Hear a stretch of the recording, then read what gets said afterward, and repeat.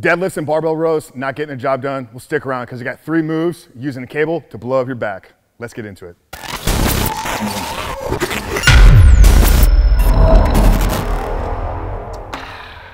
You know, I love a good workout, but what I love even more is the delicious tasting smoothie.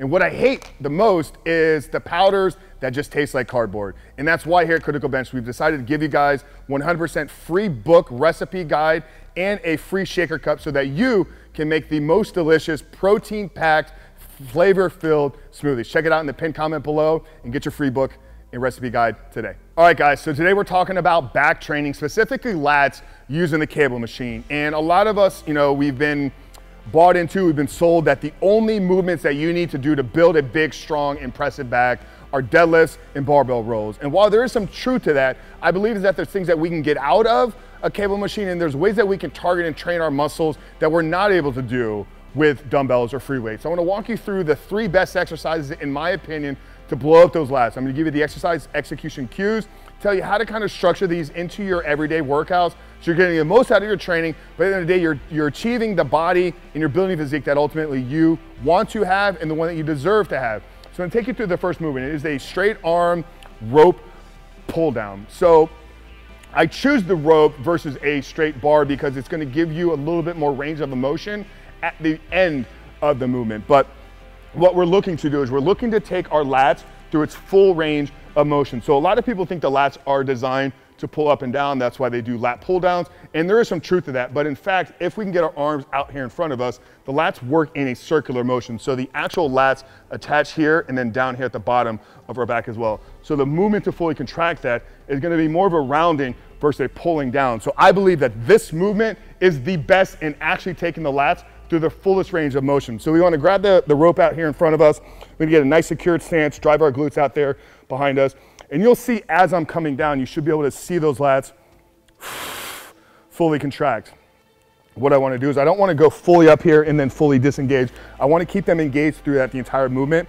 And then as I come down, think about squeezing those elbows behind me. So at first, it's a down ranging motion, but once I get here, now the lats want to rotate in. So in order to get them fully contracted, I actually want to bring my elbows behind me, but it's a very slight movement at the end here. So once again, glutes fired back here, bringing those lats down, get to the fullest here, and then try to squeeze them behind me. Slow and controlled on the way up, coming back down. Once again, guys, really working those lats through their fullest range of motion. In my opinion, one of the best exercises to put at the beginning of your lat workout. So if you got barbell rows, you got deadlifts, start off with a little pre-exhaustion because like I said, you're training the lats in areas that you're not going to be able to hit with traditional barbells. So that's the first movement, is going to be the rope straight arm pull down. All right, guys, so the second movement is going to be a one-armed kneeling lat pull down. And like we talked about at the beginning when I was explaining the rope pull down to you, traditionally people are going to do their lat pull downs this way. And you're going to get a little bit of a lat involvement in the movement, but you're really working your rear delts, you're really working your teres major. So in order to fully train the lat skin, once again, we want that arm out in front of us. So I'm going to kneel with the opposing leg. So my right knee is going to be down if I'm going to be using my left arm. If I switch to the right, I would switch those over as well. But for me, I prefer to have an underhand grip here once again because I believe you're getting a better stretch with the lat and you're actually able to fully engage it. So from here, it's really a swooping motion down. Not so much of a pull, that would come from, once again, our rear delt, but in order to swoop and engage those lats, that's where those lats are firing. So once again, coming back up, not fully disengaging, keep that scapula protracted, coming back down. At the bottom, you can try to pinch that elbow into your side. The closer you can keep your elbows locked into your side core here, the more lat involvement, the more lat engagement that you're getting.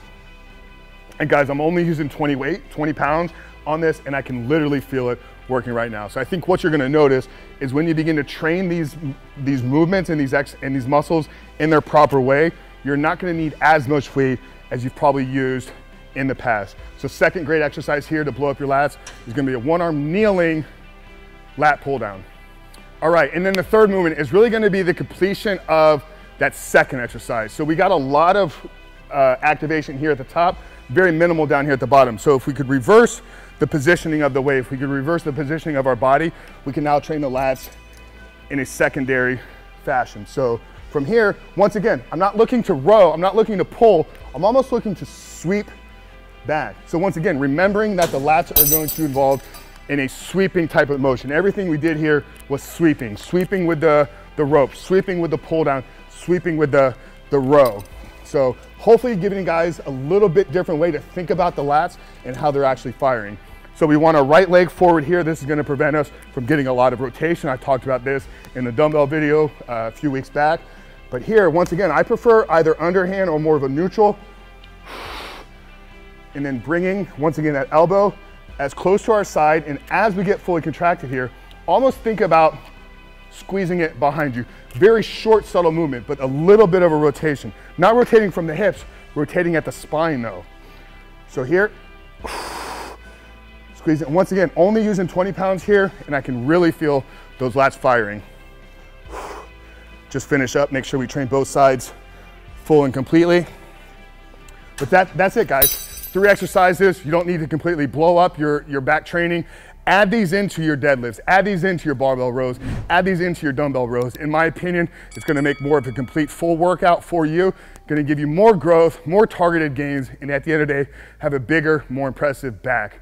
And like I said at the beginning, guys, it's not just about what we're doing in the gym. We have to pay attention to our nutrition. And if you want a free protein ebook and recipe guide, click it down there in the first pinned comment below. Grab your free ebook today. But Frank Rich, the Compound, we love you guys.